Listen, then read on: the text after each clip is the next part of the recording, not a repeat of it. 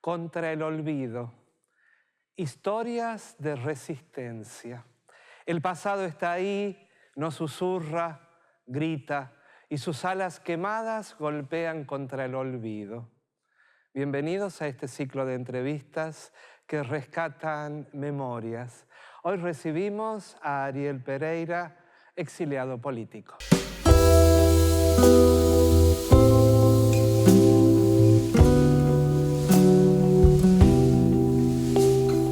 Ya se ven los tigres en la lluvia.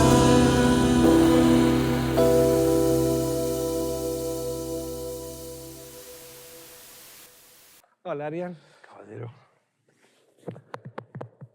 Qué gusto verte. Sabes que muchas gracias por estar, primero. Gracias por la invitación. Recordaba hoy, pensando en este encuentro, el día que volvieron del exilio, me acuerdo. ¿Te acordás vos? Sí. Y estaba Alcira Luengas, una realizadora que tuvo La Rioja maravillosa, que está bueno recordarla. Y teníamos un programa en Radio Nacional en el año 84. Y tu papá dio 2 entrevistas nada más, pues no quería hablar, estaba como... no quería hablar. Y una fue con nosotros una noche y la otra fue con Arturito Hijo. En no sé qué diario estaba Arturo Ortiz Sosa. Para Independiente que fue. Estaban en Independiente, sí. Una nota gráfica, digamos, y la nuestra con... Y el día que estábamos haciendo la nota en Radio Nacional, la vieja Radio Nacional, frente al colegio, detrás de Alcira, entre los vidrios de las que separan los estudios, pasó una rata. Y entonces con tu papá miramos la rata y como te hicimos un acuerdo tácito de no decirle nada a la flaca que pasaba una rata y nos miramos muy cómplicemente con tu padre. Y la nota duró 2 horas exactamente. Qué bueno. Y ese tiempo no se guardaban esos archivos. Pero acá tenemos un archivo para vos. ¿Sí? Vamos a ver. Y bueno, yo me fui con mi familia y nos fuimos a España. Allá llegamos a Barajas, no había nadie esperándonos, estábamos sentaditos en un banco. Le digo a mi hijo, mira, yo te voy a dar un dinero para el taxi, voy a llamar un taxi, te voy a mandar a Olivos, que era la casa de las monjas de la Asunción. Y ahí estaba Katrina, que era una monja amiga, todas las de la Asunción. Así que pregúntale qué podemos hacer.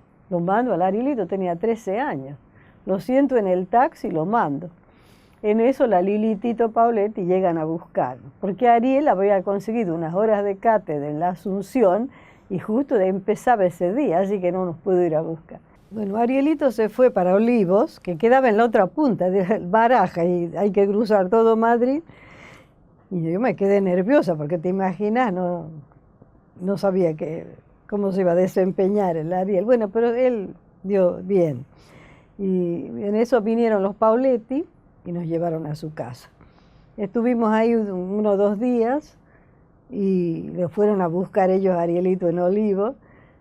Y después ellos nos consiguieron un departamento que era un desastre, pero era el único que habían conseguido en el barrio de Vallecas, que es donde nosotros vivimos, que es un barrio de trabajadores.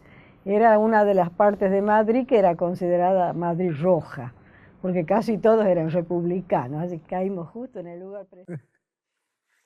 No sabés que me vengo riendo porque ahí tu mamá hizo Alba Lanciloto de Pereira, Alba Rosa, para siempre. La nena. Para Alba Rosa siempre, la dedicación de los libros de tu papá. Todos los libros de tu papá, para Alba Rosa siempre. Es Alba Rosa siempre. Y mi padre, Ariel Ferraro. Ariel Ferraro, claro, muy bien, periodista el compañero. Pensaba que ahí habló de algún modo de lo que fue la familia en el exilio, que no era la familia Pereiras, eran las familias del exilio. Exactamente. ¿No? Pero que era una, se podía hablar en singular, me parece, ¿no? Sí, por supuesto. Mira, nosotros llegamos y, por supuesto, ya estaba el contacto con Tito, que es el que... Tito Pauletti y la familia de Tito Pauletti, porque Tito solo no, Lili y sus hijos. Claro. Le dieron hospedaje a mi padre, que llegó con los bolsillos vacíos.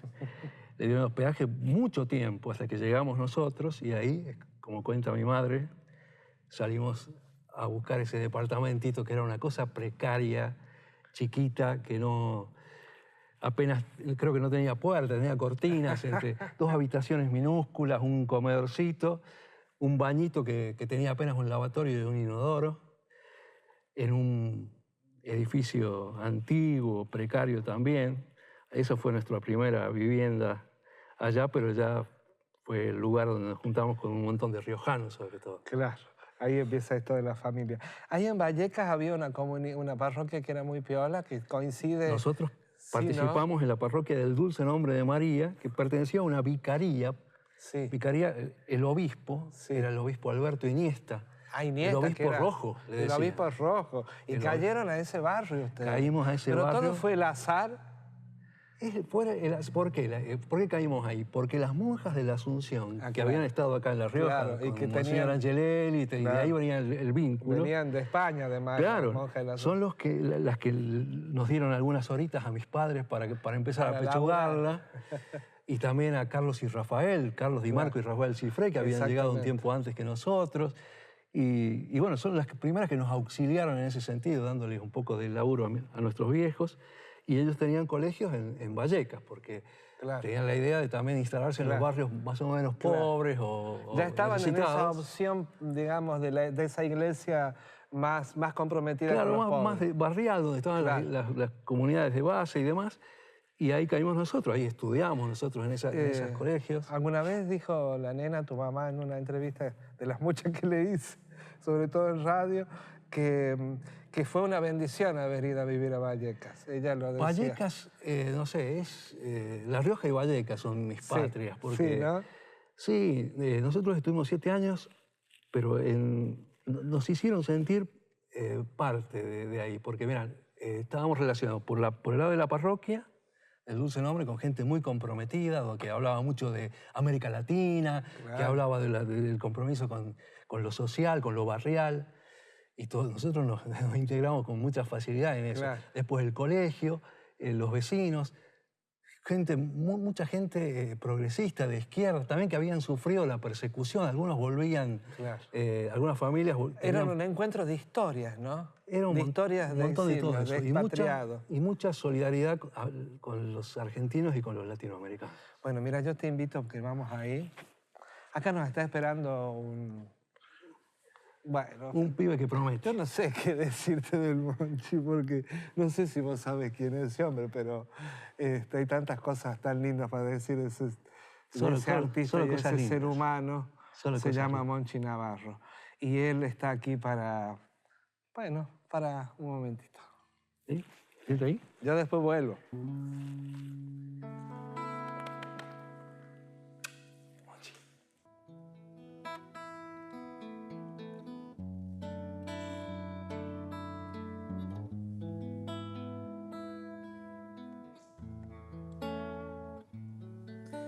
Bien haya mi sino triste, vivir por ser rodeador, cercando la vida de otro y al final cercarme yo.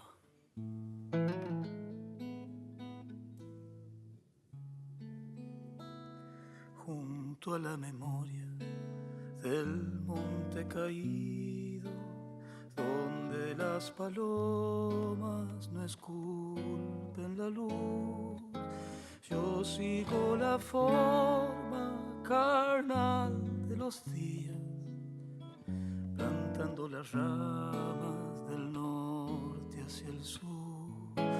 Yo sigo la forma carnal de los días, plantando las ramas del norte hacia el sur. Me puso a este oficio la vida llanera, ya nunca recuerdo ni cómo se dio, pero voy cercando la tierra del hombre, donde se hagan suyos los frutos de amor. Pero voy cercando la tierra del hombre, donde se hagan suyos los frutos de amor.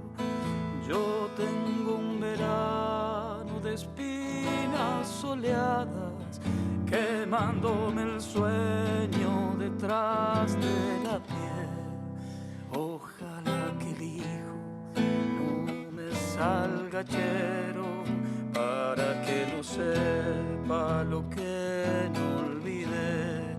Ojalá que el hijo no me salga chero, para que no sepa lo que no olvidé.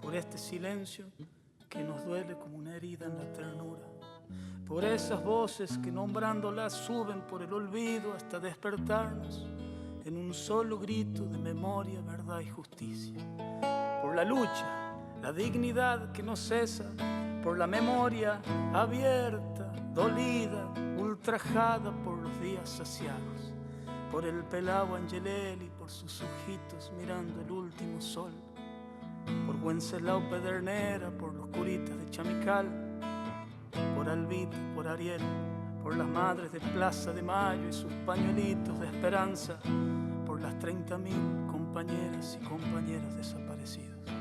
Nunca más, nunca más, nunca más.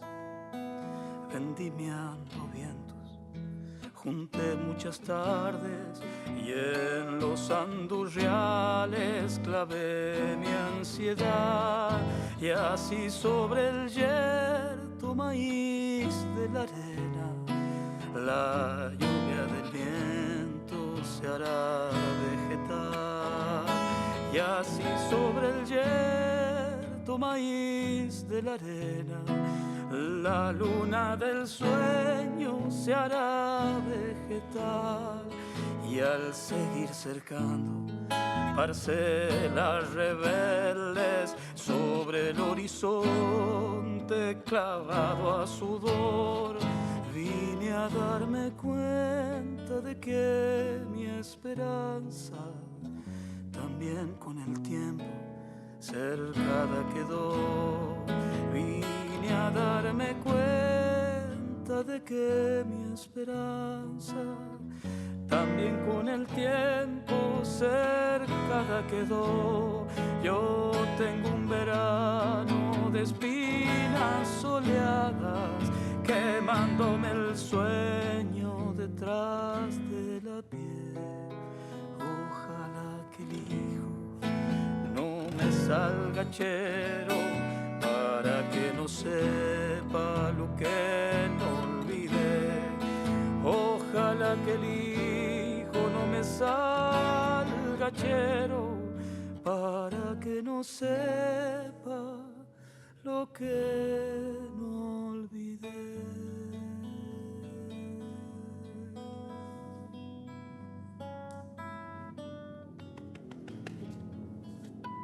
Gracias mucho. Qué bonito que lo ha cantado, ¿no?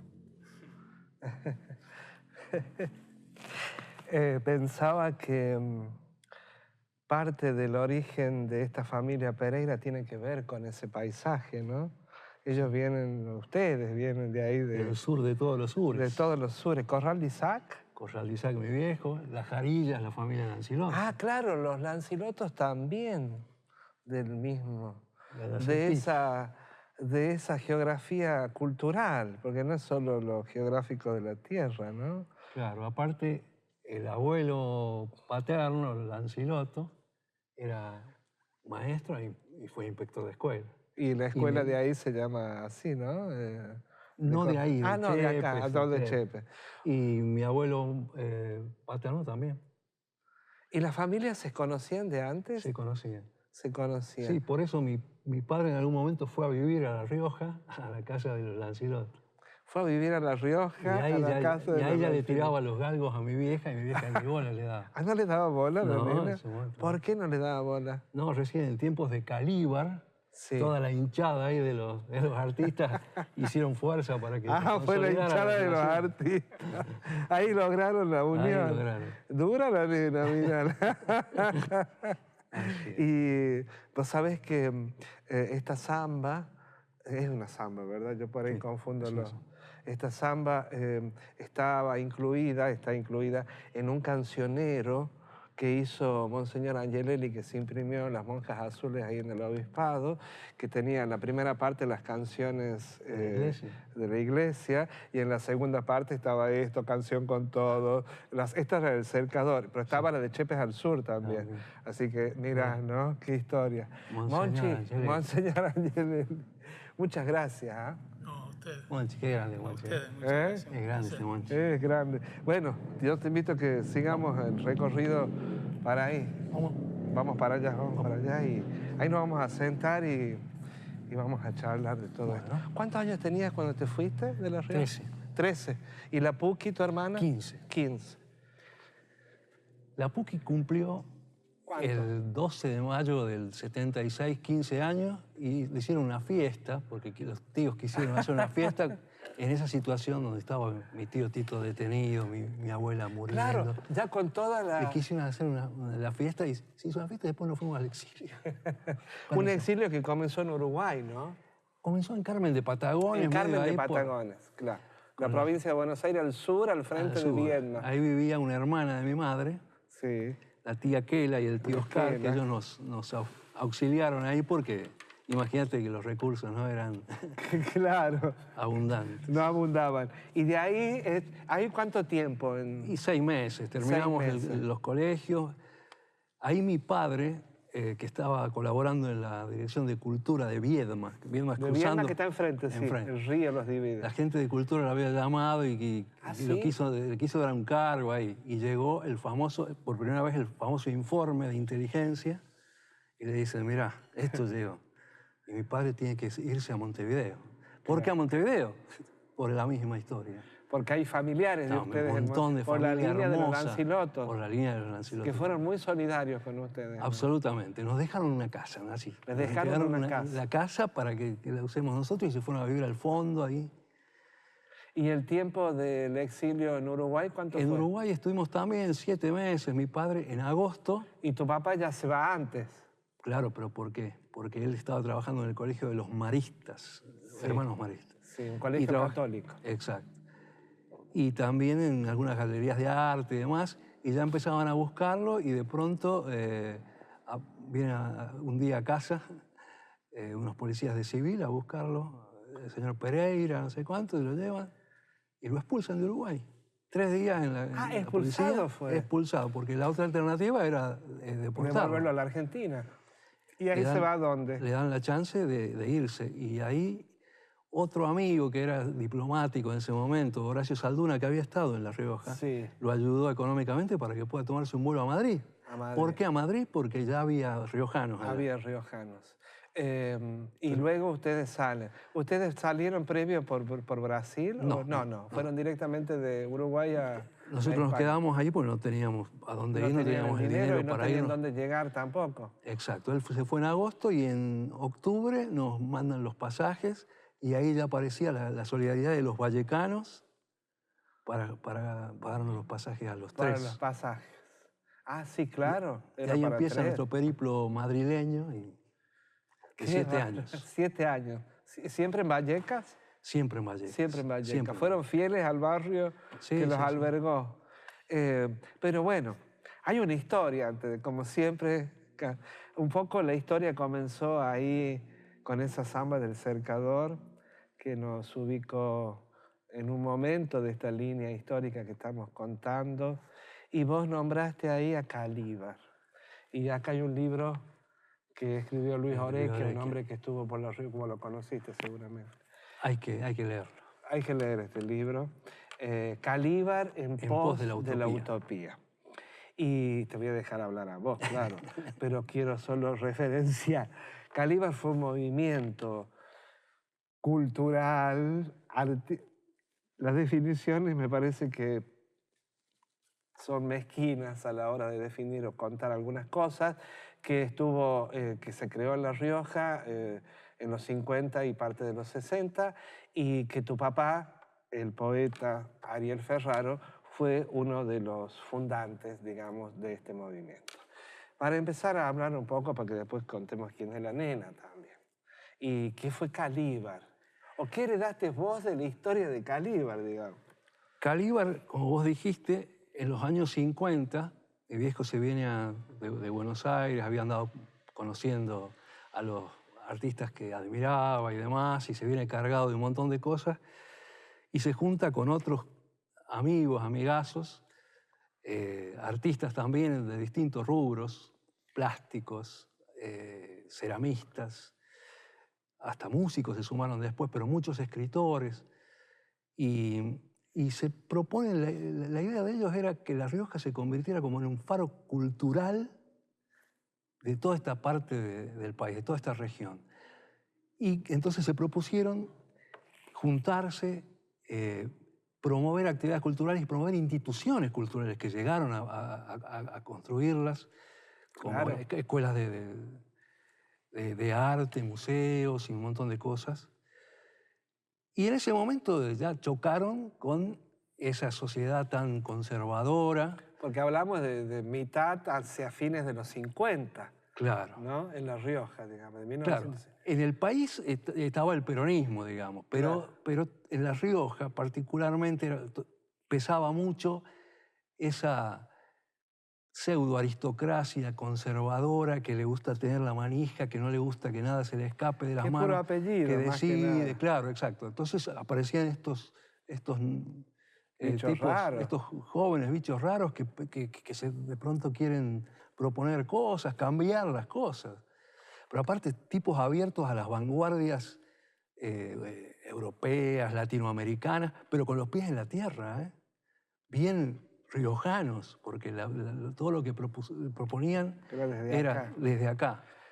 Y con bueno, una y puesta eso- en valor de la cultura de este lugar. No diciendo quiero recibir de fuera porque aquí no tengo nada. No, era la apertura, pero con los pies en la tierra. Entonces, La Rioja, y a pesar de toda esa mezquindad, ese conservadurismo, lograron interesar, entusiasmar a un montón de artistas que se vinieron a participar en las instituciones, a dar clases en las escuelas, a participar de las muestras. La verdad fue una cosa muy, muy interesante. Y ya entonces empieza la persecución de todos ellos, de mi padre, de Mario Aciar, todos estos, mis tíos, Carlos Alberto Lancilotto, ya entonces Hay un libro empiezan por acá de Carlos Mario también. a estigmatizarlos, que eran esto, que eran lo otro, a pesar que eran comunistas, que eran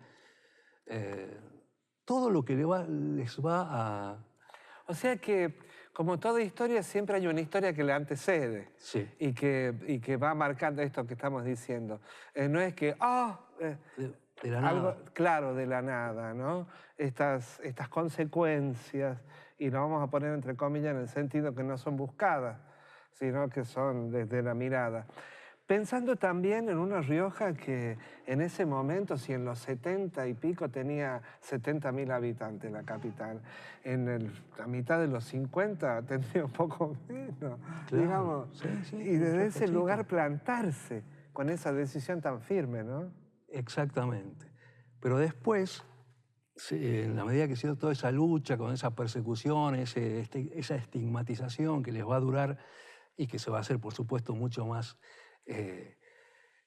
tremenda durante la dictadura militar, ¿no? Pero después aparecieron cosas maravillosas en La Rioja. Por ejemplo, Angelelli, con su pastoral de Buena Nueva a los pobres. Apareció el diario El Independiente, recogiendo y reflejando las luchas de la Rioja y las carencias de La Rioja, denunciando todo eso.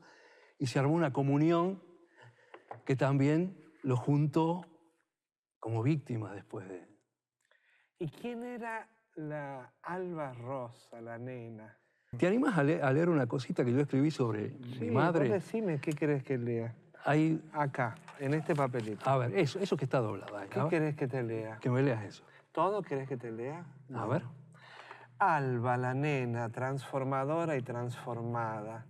Alba, profesora especializada en castellano, literatura y latín, pudo ser una docente más, eficiente en la enseñanza del cantar del mío Cid, el modo subjuntivo y la tercera declinación. Pero entonces, Ariel Ferraro, Calíbar y la búsqueda de la utopía, las vanguardias literarias y el boom latinoamericano.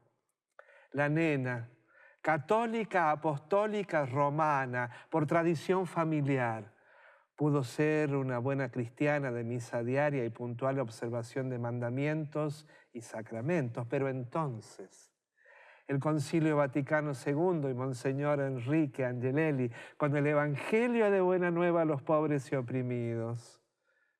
Alba, extranjera, exiliada en Madrid, pudo ser una anónima inmigrante adaptada y aburguesada ama de casa, pero entonces Vallecas y la comunidad cristiana del barrio, la solidaridad latinoamericana y la denuncia de la dictadura.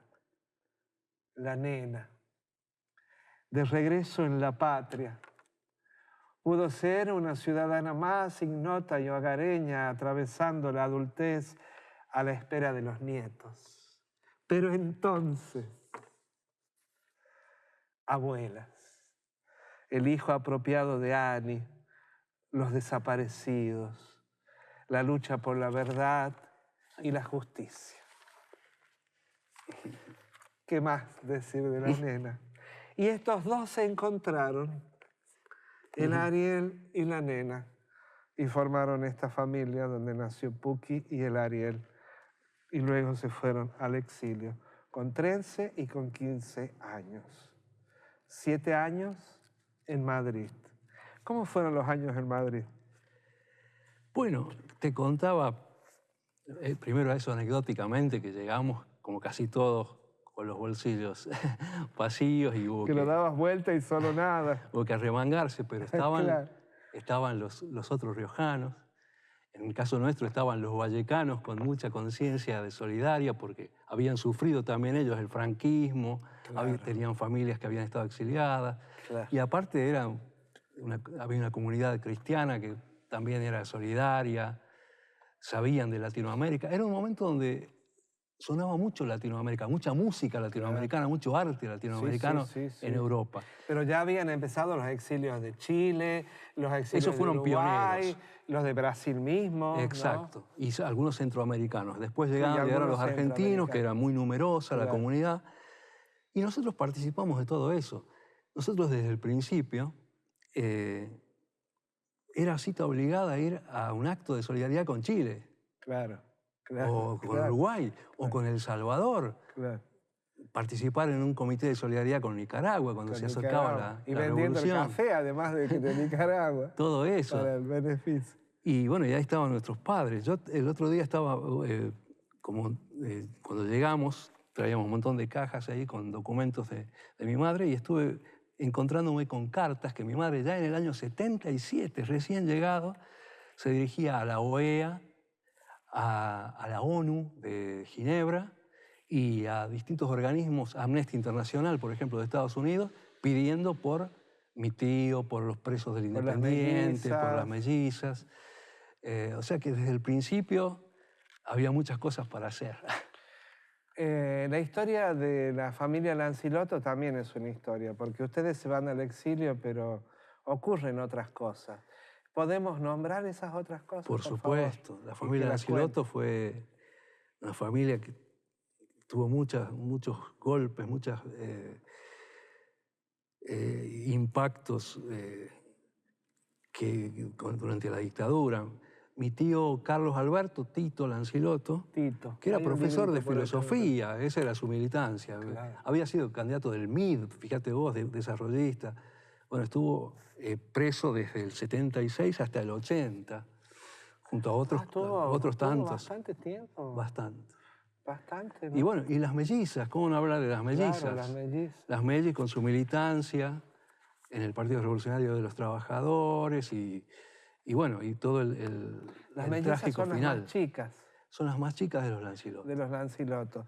Que Y siempre- por eso tenían un amor tan grande todos hacia las mellizas, y las mellizas realmente parece que se lo ganaban con su carácter y su decisión y su...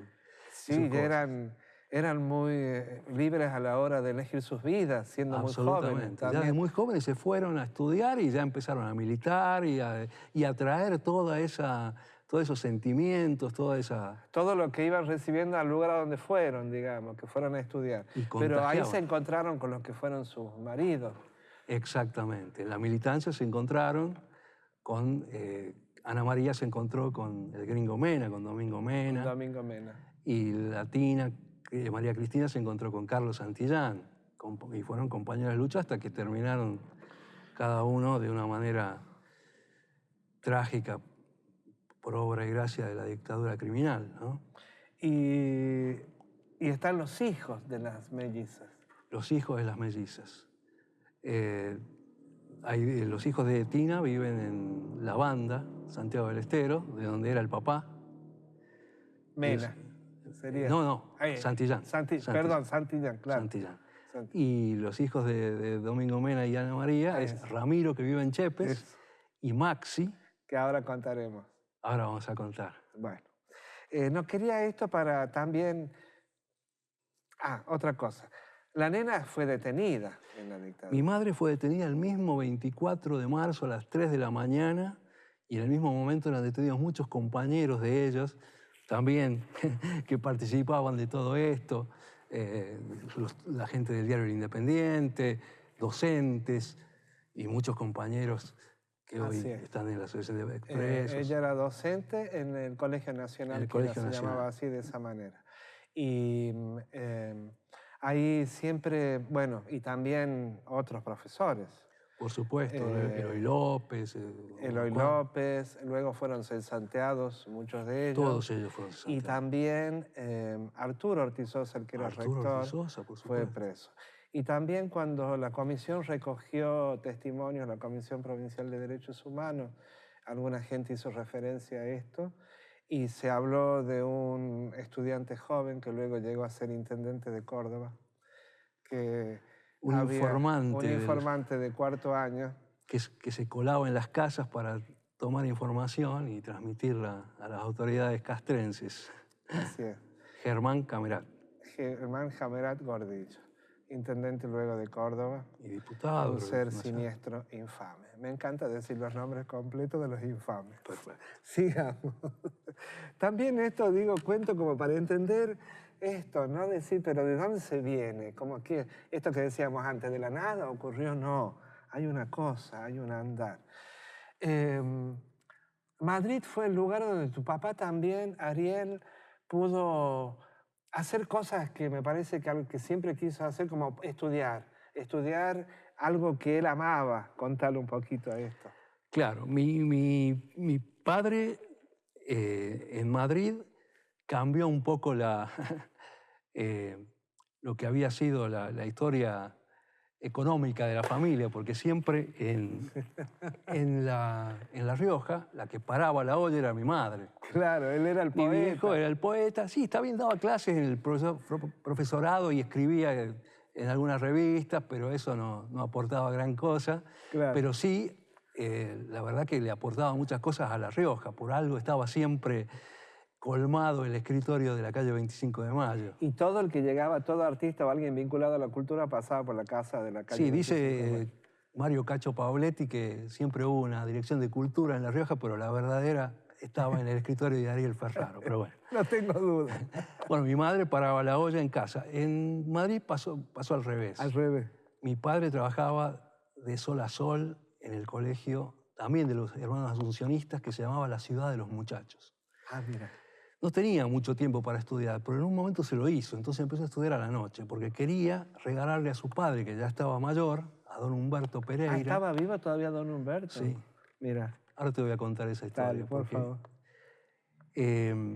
Entonces le quiso regalar un título de una institución que dependía de la Universidad de Salamanca. La Universidad de Salamanca tiene un prestigio muy grande, claro. Entonces el padre, como un tipo de docente, le habrá hablado de eso. Me imagino.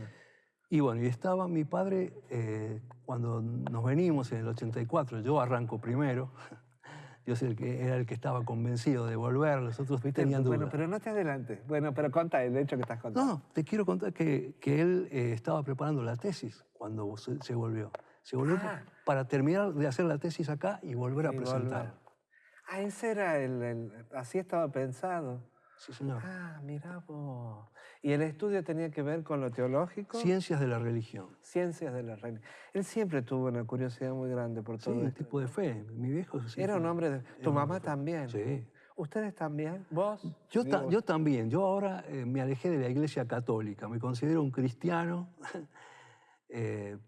pero no católico. Me alejé de la Iglesia cuando llegué al país. ¿Cuando volviste del exilio? Cuando volví del exilio. ¿Por qué? Porque no me sentí representado nunca más más allá de algún cura pero dejé de creer en esa institución como representativa del Evangelio. ¿Tiene que ver con la historia de la familia? ¿Con tu historia? Evidentemente tiene que ver, pero también tiene que ver con mi ideología. Con tu ideología, exactamente. Porque tu mamá, me parece, y puedo, por favor, corregirme si me equivoco, pero tu mamá siempre fue una mujer de mucha fe y se mantuvo muy firme en eso, ¿no? Aún con una iglesia, ella seguía, se identificaba como integrante de una iglesia. Absolutamente. A pesar que esa iglesia les había cerrado muchas veces las puertas, ¿no? Absolutamente. Pero ella sí, hasta el último domingo se juntaba con María y algunos otros compañeros a escuchar la misa del padre Paco Oliveira, por ejemplo, que la transmitían por YouTube. ¿Y se juntaban en una casa para escuchar la misa? Sí. Hasta lo último. Sí, pero y aparte estuvo en la iglesia de la Santa Cruz participando mucho de todo eso. La iglesia de la Santa Cruz, lugar de donde desaparecieron Azucena Villaflor, las monjas francesas. Exacto. Voy dando algunas referencias Los 12, de cosas que... los 12 de la Santa Cruz. ¿Cuántos son los 12? 12. Entregados por Astiz, que también, hablando de infiltrados, antes hablamos de un riojano, Astiz, infiltrado en la iglesia, en la parroquia, y entregó a la fundadora, entre otras, y son de los vuelos de la muerte, las víctimas de los vuelos de la muerte. A veces nosotros, vamos hablando y decimos cosas, y por ahí damos por hecho que todos sabemos de lo que hablamos, ¿no? Y por suerte, desde hace un tiempo he aprendido que hay que hacer alguna referencia, porque si nos quedamos siempre... Y nos olvidamos de nombrar a gente que hay que nombrar, o momentos que hay que nombrar, ¿no? ¿Vos siempre tuviste la idea de volver del exilio? Mira, creo que sí. Yo empecé a estudiar, mi hermana es 2 años mayor que yo, empezamos los dos a estudiar en la misma universidad, la Universidad Complutense de Madrid, en la Facultad de Sociología y Ciencia Política, porque ahí ella quería estudiar Sociología y yo quería estudiar Antropología. Sí. Pero mis amigos siempre recuerdan que yo desde el principio les dije que cuando se diera la posibilidad, cuando hubiese un presagio de democracia, yo me volví. ¿Y qué pasó? Cuando ya vinieron las elecciones del 83 y se empezaron a venir los amigos, los Pauletti. Fueron los primeros los Pauletti. Claro, exactamente. De los riojanos fueron los primeros, ¿no? Y bueno, de los riojanos fueron los primeros. Claro. Y después seguí yo, creo. ¿Solito te viniste? Me vine solo en febrero. ¿Tenías 18, 19? Tenía... Sí, por ahí. 19. Estaba por cumplir 20. Sí. Me acuerdo el día que llegaste. O sea que siempre estuvo esa cosa. Hay un libro de Shakespeare que se llama Próspero Book, me parece, el libro de Próspero, que cuenta el exilio de Próspero, que era un pensador, una ficción que hace Shakespeare. Y yo siempre relaciono esa obra con el tema del expatriado, porque ahí lo mandan a una isla que no hay nada en la isla, ¿no? Antes no se hablaba de exilio, se hablaba de expatriados, un sinónimo, me parece. ¿Me das pie para decir algo? Por eso quiero, diga. Mira, yo creo que quiero decir lo siguiente. Los que estuvimos exiliados, muchas veces callamos nuestras historias durante mucho tiempo. ¿En qué sentido? ¿Por qué las callamos? Por pudor. ¿Por qué por pudor? Porque pensamos que había víctimas que habían sufrido mucho más que nosotros.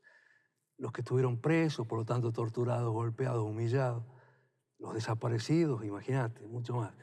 Entonces es como que nuestra historia, dentro de todo, estábamos a salvo. Pero ¿sabes qué? Yo hace un poquito hice un programa en Radio Memoria y decíamos esto. Se está revisando eso, porque vos estabas hablando de algo. El destierro era, en muchas civilizaciones, fue considerado como un castigo Era como una cruel. condena a muerte. Peor que una condena a muerte. Exactamente, porque era la expulsión de tu tierra. Destierro es eso, sacarte tu tierra y ponerte en un lugar que te la... Y dejarte en la nada. Pero nosotros teníamos pudor, yo creo que respetuosamente teníamos ese pudor de ponernos en tercer plano porque estaban las otras víctimas mucho más directas y más alevosas de la crueldad de la dictadura. Pero se está revisando, hay muchas cosas escritas, ahora se le está dando lugar al exilio, a las historias de los exiliados. Entonces yo te agradezco que me des lugar para decir estas cosas. Pero claro, porque yo siempre... yo he vivido en parte el exilio interno, ¿sabes? Como muchos. Muchos. Que también es un tema del que no hablamos. Si yo pienso en los Pauletti, en la familia de Tito, digo, primero ellos vivieron el exilio interno, como ustedes en Carmen de Patagones. Eso fue un exilio interno. Ustedes pudieron salir, pero mucha gente siguió durante toda la dictadura como trashumantes en su propio país, escondiéndose y cambiando de identidades, como en el caso de los Pauletti. Los Fernández. Los Fernández. Los Fernández, en Moreno. Claro, que ahí en Moreno, en provincia de Buenos Aires, que está bueno decir estas cosas. Y entonces, también el exilio interno fue una cosa, pero es el estar... porque, ¿qué te salvaste? ¿De qué te salvaste? De la tortura física, claro que te salvaste. Pero todo lo que significó esto del que te quedas sin... Es cuando a los homosexuales nos echaban de nuestros hogares, nos expatriaban de nuestros hogares por ser homosexuales. Exacto. En una época, en mi generación. Sí. Nos dejaban sin nuestra patria pequeña. Hay gente que lo sigue haciendo. Esto mismo es la patria pequeña. Es una parte de la dictadura. Y los que no pudieron volver y terminaron con el exilio adentro de sí mismo, porque no sé si alguna vez se va, eso nos lo contarás vos en algún momento. Mira, mi hermana, yo la entrevisté para el programa de radio a mi hermana, y mi hermana dice que ella nunca lo pudo resolver. No sabe de dónde es. Si es de allá o es de acá. ¿Por qué milita mi hermana con los bordados de ahora de todo los presos, los expresos de la memoria y todo eso? Y también milita con la querella contra el franquismo. Lo hace con convicción, pero tiene esa duda. No sabe de dónde es, no sabe cuál es el himno que tiene que cantar, ¿entendés? Imagínate si más o menos alrededor de 500.000 de personas se fueron en algún momento por causa de la dictadura. Imagínate todas esas familias, las historias dolorosas que hay, ¿no? Y después las historias, como en el caso de la familia Moyano, que lo cuentan ellos, no es una infidencia, de Daniel Moyano, que unos querían volver y otros no. Entonces la decisión de ¿qué hacemos? Eso, poner en ese dilema algo que vos no elegiste. Pero los saciar. Bueno, los saciar. Mario, Úrsula, los hijos.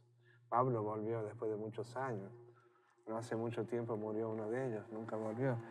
¿Y vos? ¿Cómo es tu interior con eso? No, yo no sufrí tanto como la Puki, como mi hermana. Yo me integré rápido a estudiar, a militar, a la familia. Lo que pasa es que tengo una familia muy grande que te hace las cosas muy fáciles.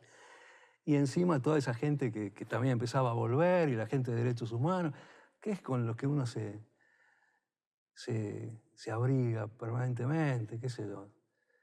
No, yo no sufrí tanto la vuelta. Lo que te quería decir de los exiliados, nosotros le llamábamos el riojanazo nos juntábamos. Cuando los Aciar se fueron a vivir a las sierras de Madrid, en Cercedilla, casi todos los domingos nos juntábamos, todos Claro, los porque ellos riojanos. estuvieron en distintos lugares de España. Estuvieron en Canarias y después se fueron ahí. Sí. Y nos juntábamos ahí muchos domingos y eso era La Rioja. Hasta se cantaban chayas. ¿Y se comía qué? ¿Empanadas? Y se comía empanadas y por ahí bailaban tango, una cosa así.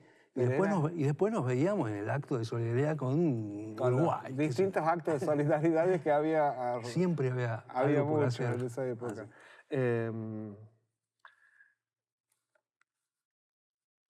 Pienso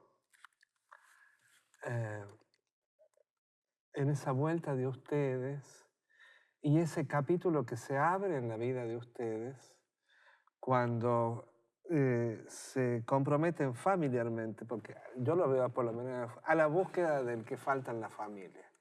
Eso me parece que yo desde afuera lo miro y digo, esto es como una marca indeleble en ustedes, ¿no?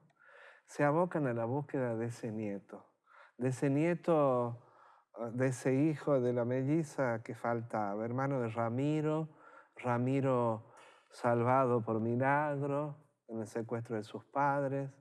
Él vive su exilio interno con sus tíos en Carmen de Patagones, con los tíos que vos antes mencionaste. Ustedes vuelven del exilio a buscar a eso. ¿Por qué no nos contás esa parte de la historia? Yo vuelvo en febrero, mi madre y mi hermana vuelven en julio, mi papá vuelve como en septiembre. En ese momento mi madre tiene que hacerse cargo porque la reintegran en La Rioja. Sí, Mi viejo también viene acá, pero no se encuentra.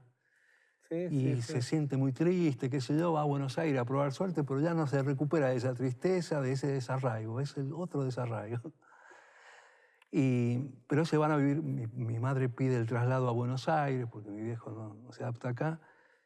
Ellos se alquilan un departamento, y en otro vivíamos con la Puqui, Eduardito Brizuela. Los primos. Los primos ahí que estaban estudiando allá. Y mi madre, cuando la trasladan a Buenos Aires, la nombran en las juntas de clasificación de secundaria. Entonces, cuando ella salía, pasaba por Abuelas, porque el tema de la búsqueda de mi primo o prima, porque no sabíamos qué era. No prima. sabían, claro. Ya venía desde España y Claro. un poco toda la familia, pero bueno, con la democracia se abren muchos más caminos.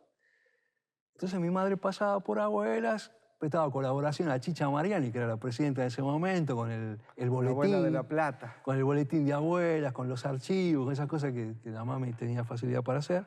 Sí. Y mi papá fallece en el 85, al año de volver. En noviembre, ¿no? Sí. Y bueno, entonces ahí mi mamá, de alguna manera, tiene más tiempo para...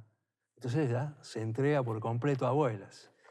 Y ya termina siendo secretaria de Abuelas. Claro, te integra la comisión de Abuelas como Claro. secretaria. Aún siendo tía, sin ser Siendo abuela. tías, claro. Y bueno, y nos hace partícipes a todos de cada actividad, de cada iniciativa. Y bueno, todos involucrados ahí, pero bueno, con ella con la batuta. Y bueno, empiezan a aparecer los otros nietos y siempre está la esperanza de que aparezca el propio. Pero no importa. No importa si no aparece el propio, porque son muchos. Claro. Pero bueno, es seguir y seguir. Y la mami tuvo la suerte de que en el 2016, un día la llama Estela Carlotto y le dice, tenés que venir para acá. Y mi vieja estaba quebrada con... Había sido operada de las caderas. De las dos, de los dos fémures. Estaba, Sí. No puedo. No, vas a tener que venir. le dice Estela. Vas a venir sí o sí. Vas a tener que venir, es urgente. No puedo. Escúchame, tenés que venir, listo, chao. Tuvo que ir para allá, pero ya empezó a sospechar algo.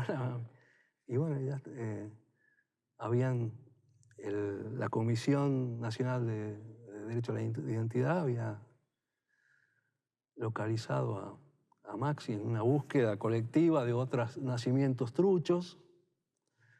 Y bueno, y fue así como se hizo la conferencia de prensa. Maxi se comunicó con la gente de la CONADI durante la conferencia de prensa para decir que quería conocer a la familia. Inmediatamente. Y a los 2 días estaba en la casa de mi madre con todos los primos, tíos, una cosa así, una cosa maravillosa. Y hoy, Ha sido como, yo me imagino que se vivía casi como un sueño, pero estamos despiertos, es un sueño. sí, Porque, no, tantos años buscándolo. ¿Y Y cómo hoy- fue ese y encuentro? hoy Maxi se cambió el apellido, es lleva el Mena apellido Lancilotto. Mena Lancilotto. ¿sí? Ya se cambió el documento, todo. Che, ¿y cómo fue ese primer encuentro? Mira, yo te quiero decir, ¿sabes dónde estaba yo en ese momento cuando fue la conferencia de prensa y todo lo demás? Estábamos en Perú viajando con Sí, me Silvia. acuerdo que habías hecho ese viaje a Perú, sí. Y yo no sabía, pero yo estaba indignado. ¿Por qué? ¿Por qué me pasaba esto? No poder estar ahí. ¿Por qué no estoy ahí? Pero, ¿cómo puede ser? Bueno, pero la cuestión es que, bueno, me transmitieron todo ese primer encuentro en la casa de mi madre, Sí. sobre todo ese encuentro de Ramiro de su Los hermano. hermanos. Los hermanos que se... Y bueno, fue muy, muy lindo. Y bueno, y aparte tenía que ser en la casa de mi madre, que la casa de mi madre siempre fue la casa de meca. todos, la meca, claro. Pero eso no significó que la familia dejó de participar en abuelas y en seguir la búsqueda de otros. No. Porque eso era más allá, ¿no? Pero por supuesto, no, para nada. Seguimos siempre vinculados Y, a todo eso. ¿has vuelto a España después del regreso del exilio? Nunca. No. Quisiera porque tengo contacto con mis ¿Mantener, compañeros, mis amigos. vínculos? Sí, nos hemos hecho algún Zoom. Algunos vecinos, como Margarita, que te nombraba yo antes, hablamos, nos seguimos por las redes y todo eso. Me gustaría ir, ¿Te gustaría? pero desde otra perspectiva. Yo ya sé que... Desde la perspectiva del que alguien que va a encontrar a mí. Dar un abrazo, qué sé Un yo. abrazo. Hay o por lo menos lo miro así, vos has tomado como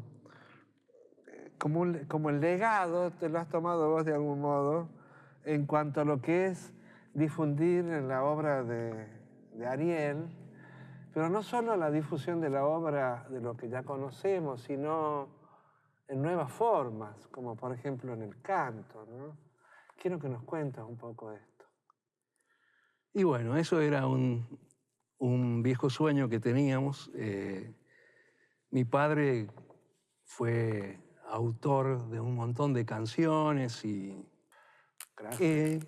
Mi padre había, con su gran compañero de ruta, que fue Ramón Navarro, hermanazo de él, Hermanazos, ¿no? Eso el se abuelo de encontraron. Monchi, que andaba, bueno, el abuelo Eso de se Monchi. encontraron y menos mal que se Sí. encontraron.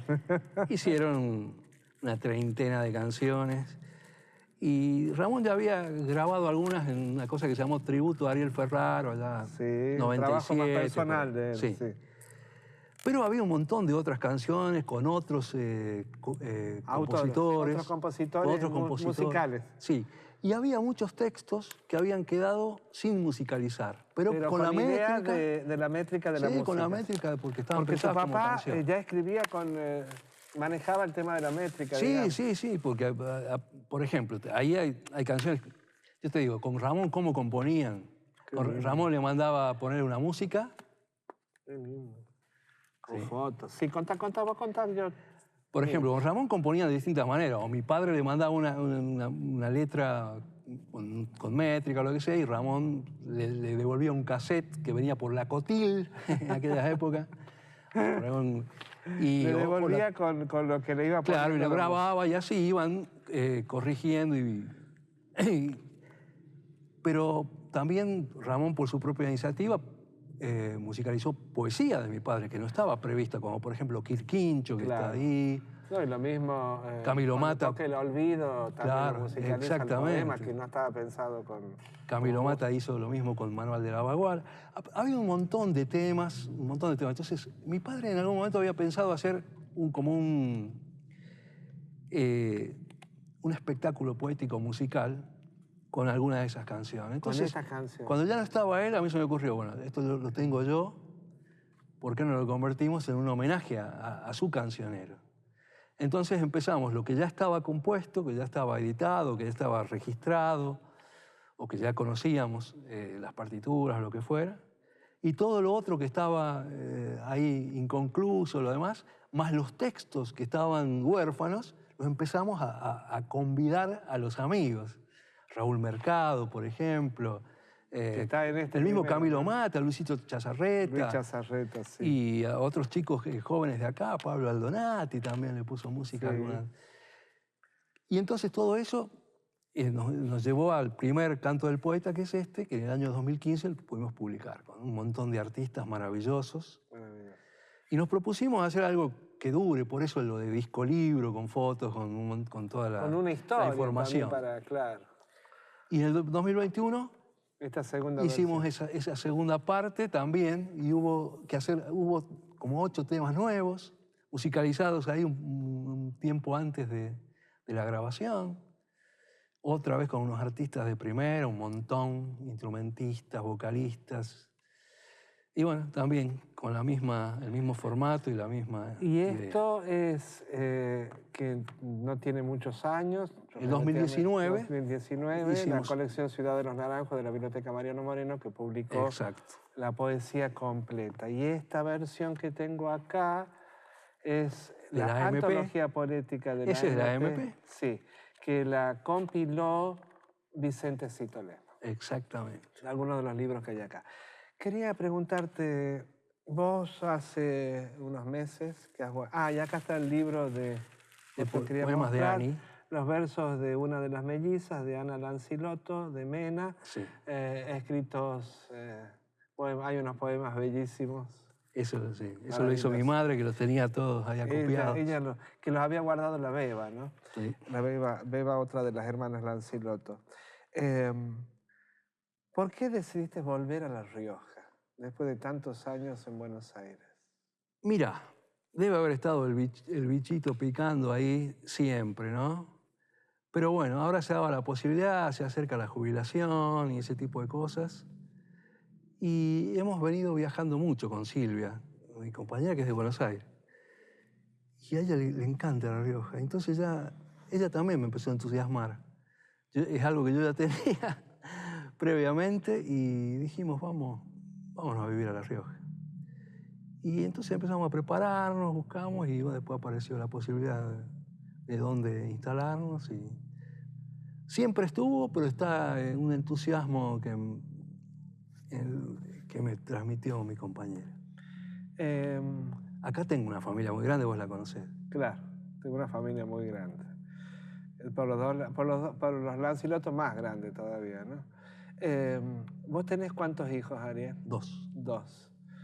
Tus hijos, que sería la tercera generación después de la tragedia, digamos, la de los nietos. ¿Cómo es la historia con ellos? Esta historia de ustedes, la del exilio. No, ellos participan de todo. Mis hijos viven conmigo. Yo me separé de mi primera mujer hace 12 años y ellos se vinieron a vivir conmigo. Y siempre participan de todo. Vos ahí, si ves la conferencia de prensa de Maxi, están los dos, están en las actividades en general. Aparte la familia nuestra siempre fue muy pegote, muy... Todo giraba alrededor de la nena, era como... Y algo parecido algo había, a eso. ¿no? ¿Pero toda la familia o los Pereira? No. Los Lancilotto de Buenos Aires también. Y todos los zonas de influencia, digamos. La periferia, o sea, los amigos de la PUC y los amigos de Ariel, los amigos de los primos. Claro, porque los amigos son como ¿cómo se dice en La Rioja? Hay un término, entenados. Ajá. Como, ¿no? Me parece que tienen esta particularidad. Bueno, la casa de tu tía Beba ha sido una casa siempre Sí. de puertas abiertas y para todo. Pero la casa de mi abuela, la casa de la calle 25 de Mayo, siempre fue eso que fue después la casa de mi madre. Que es el lugar de reunión de todo. Qué sé yo, va Pocho para una reunión en Buenos Aires con 5 y va a la casa, los 5 van a la casa de mi madre y mi madre ya preparaba algo, o la Puki, y ya nos juntábamos, vienen, y ya éramos 30, ¿viste? Como ustedes no eligieron, vos no elegiste ir al exilio, digamos. Tenías 13 años. En algún momento hubo un enojo como decir, si yo no elegí venir ¿por qué estoy en el exilio? Si yo qué hice para estar en el exilio. El enojo era con los victimarios, no con la familia. No, nuestra familia, nosotros éramos muy compinches en casa. Casa estaba siempre llena de gente, de mis amigos, de los amigos de mi papá, de los amigos de mi mamá y los amigos de mi hermana. No, mucha complicidad, mucho compañerismo. No, la verdad que nunca, nada. Sé que lo preguntás porque hubo eso en otras familias. Y es parte de la crueldad de Parte de la estos... crueldad de los mismos, como parte de un método de Claro. destrucción, ¿no? ¿Ahora te es más fácil hablar del exilio que cuando volviste? Yo siempre supe dónde hablar del exilio. Por ejemplo, el otro día hablé con un profesor mío de periodismo, Juan José Pano, que es Sí, pero es periodista Pano con dos deportivo. N. Sí. Y él no se acordaba de mí. Y yo le conté mi historia y dice, nunca me dijiste todo esto. Mira. Pero sin embargo, todos mis compañeros con los que estudiábamos, hicimos radio, con los que nos juntábamos, todos sabían mi historia. Eso es, pero siempre fue abierta, fue una cosa que hasta... ¿Hay algún espacio para deudas? ¿O cosas no, como deudas pendientes, digamos, desde el exilio, o por el exilio, o a partir del exilio? No. Hay proyectos para hacer. Vos me decías esto que hicimos con la obra de mi padre, la obra poética y el cancionero. Está pendiente escribir la historia de mi madre. Pero quiero que sea un libro de escritura colectiva. Eso es lo que quiero Un libro de retomar. escritura colectiva. Ujú. Esto es lo que está... Que sea coral. Porque eso ahí tiene que haber un palo navazo para convertirlo en algo. Pero sí, por lo menos hacer un libro. No, digo coral en el sentido de que Sí, muchas sí, por voces supuesto. Por supuesto. hablen de... ¡Qué bueno!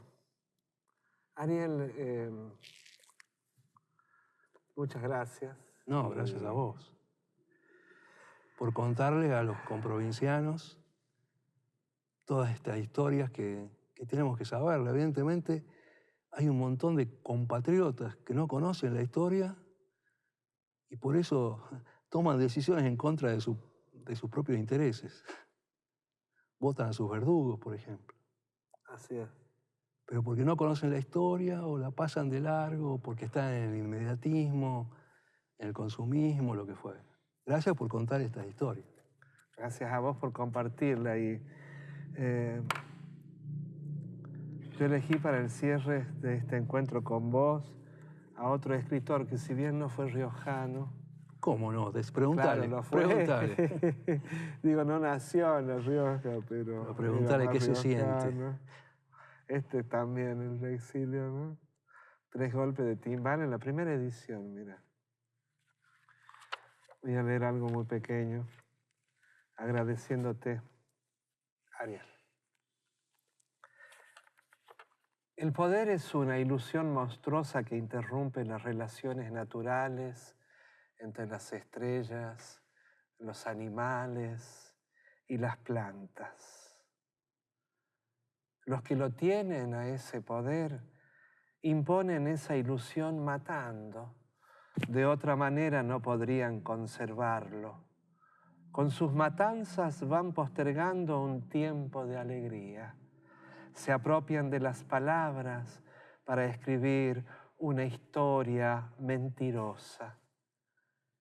En el fin de la ilusión del poder, a ellos los espera la tristeza, donde desaparecerán. La mecánica del mundo es para la alegría. Ellos nunca podrán modificar esa mecánica, ni con las manos, ni con el pensamiento.